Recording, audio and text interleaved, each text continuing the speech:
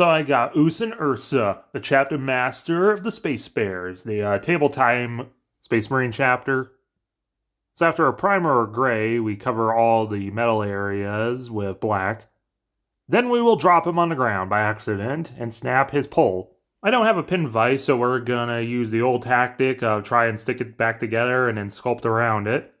I also purposely cut off his ponytail and then sculpted his hair down, because I just think it looks more like the original custom by Jazza.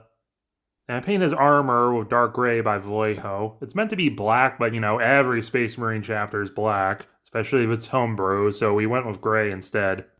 And I painted his skin with tiger eye skin by Army Painter. Went over all the silver areas with broadsword silver mixed with a little bit of chainmail silver. Painted shoulder pads with heavy red by Vallejo, as well as some details here and there in his cape. Paint the gold areas with glittering loot.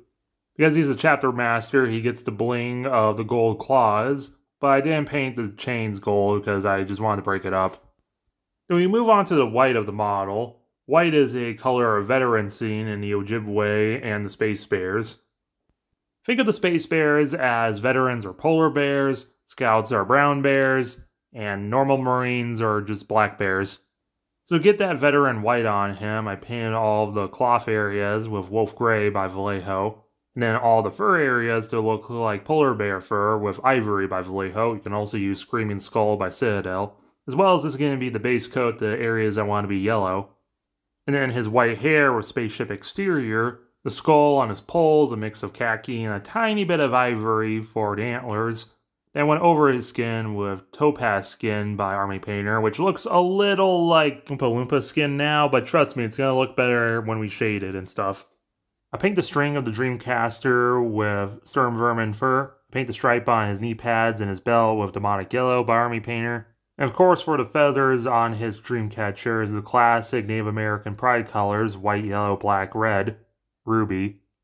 I painted the staff of the pole with chocolate brown by Vallejo, which would look better if you didn't break it like I did.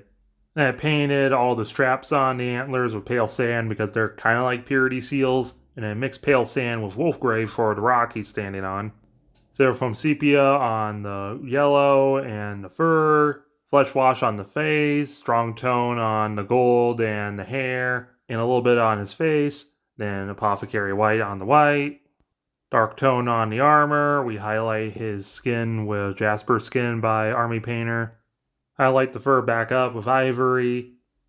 I shaded the red with Flesh Terror's Red, which you could just use the Flesh Terror's Red on as a base coat, but whatever.